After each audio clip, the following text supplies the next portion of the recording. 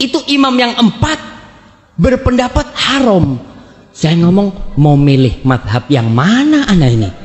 Kalau 4-nya haram, ada madhab lain, kata dia.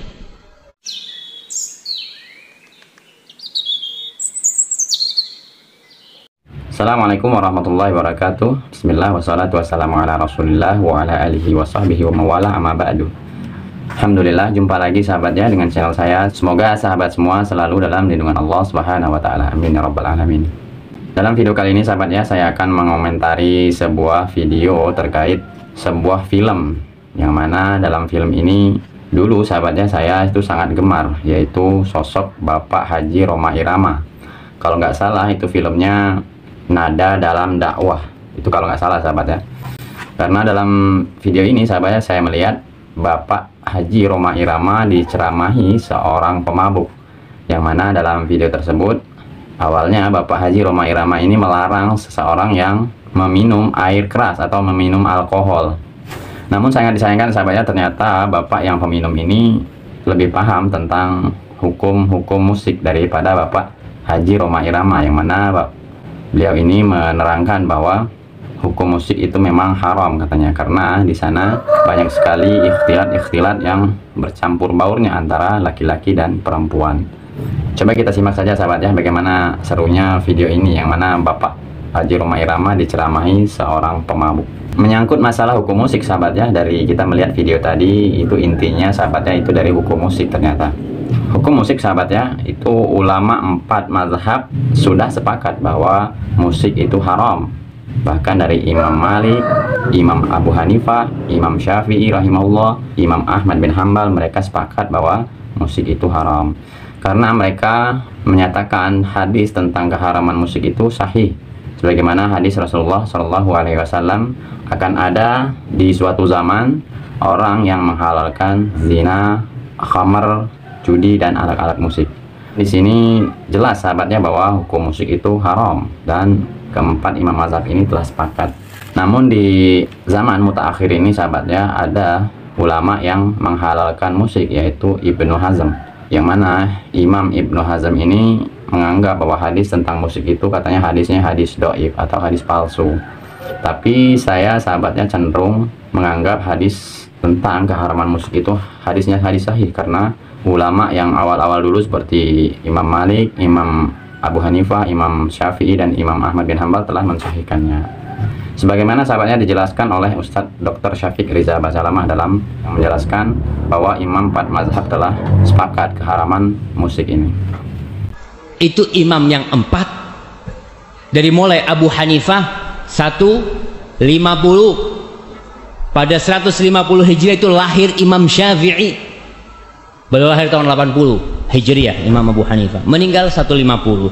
Pas meninggalnya Abu Hanifah lahirlah Imam Syafi'i, maka dikatakan matal imam wa wulidal imam, meninggal seorang imam dan dilahirkan kembali seorang imam, yaitu Imam Syafi'i rahimahullah ta'ala.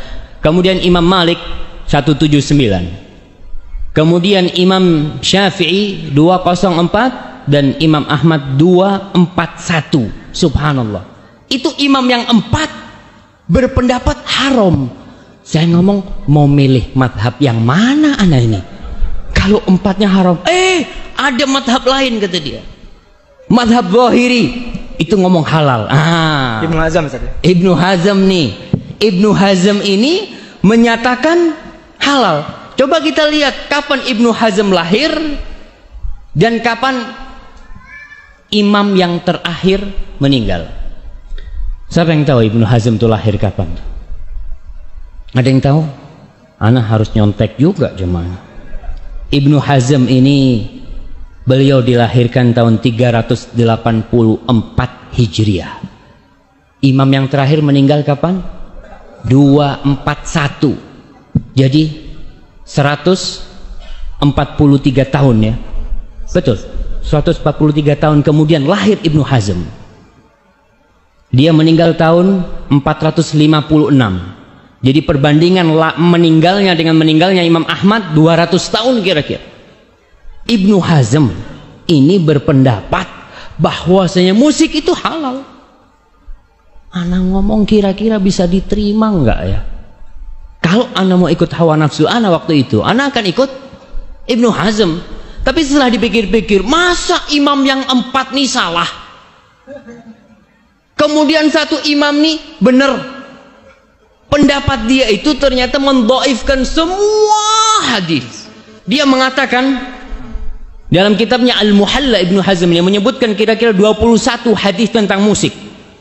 Kemudian dia mengatakan, kata dia, tunggu nih, mana perkataan Ibnu Hazm? Kullu ma ruwiya fiha batilun maudhu. Semua hadis yang diriwayatkan tentang musik ini adalah batil, nggak benar dan palsu.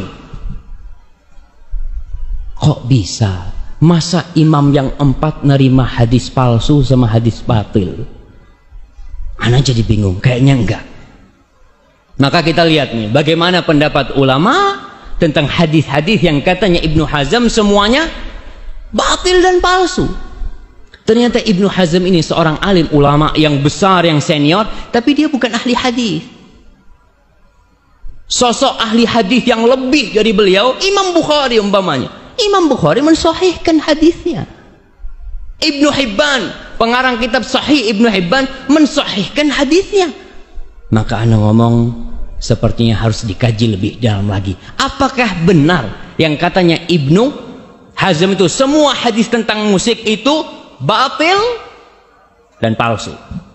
Kalaupun ada yang sahih, ya nggak sorry gitu kan, nggak ada penyebutan musik, itu nggak ada. Maka di sini kita tidak akan merendahkan Ibnu Hazm. Ibnu Hazm adalah sosok ulama senior, dan ketika kita mengkoreksi pendapat Ibnu Hazm, kita tidak mengkoreksi pendapat itu dengan pendapat kita. Siapa ente gitu loh, baru jadi ustadz udah berani jelek-jelekan Ibnu Hazm. Lah, ma'adzallah kita menjelek-jelekan Ibnu Hazm. Kita berbicara tentang agama nih. Kita membandingkan antara pendapat yang mengatakan halal dan haram, bukan masalah makruh ini. Antara satu di ujung neraka, yang satu juga di ujung neraka. Yang mengatakan haram berarti dia, ya sudah, yang melakukannya bisa masuk neraka. Yang mengatakan halal, kalau ternyata dia menghalalkan yang haram, maka dia juga berbahaya urusannya ketika menghalalkan yang haram. Setelah kita menyimak video dari Ustadz Syafiq Riza Abbas Salamah tadi, sahabat ya, jadi saya pribadi mengambil kesimpulan bahwa memang jelas bahwa musik itu haram. Ya, meskipun kita sepenuhnya belum bisa meninggalkan, tapi setidaknya sahabatnya kita bisa menjauhi secara pelan-pelan. Dan insya Allah saya berdoa kepada Allah Subhanahu Wa Taala semoga kita semua bisa meninggalkan musik dan lebih mendekatkan diri kepada Al-Quran. Karena dengan membaca Al-Quran, sahabat, itu banyak faedahnya, yaitu salah satunya kita akan mendapatkan syafaatnya di yaumil akhirat nanti tentunya, sahabat ya. Semoga video saya ini bermanfaat untuk kita semua, sahabat ya. Mohon maaf jika ada kesalahan dari kata-kata saya akhiri. Wabillahi taufiq wal hidayah. Assalamualaikum warahmatullahi wabarakatuh.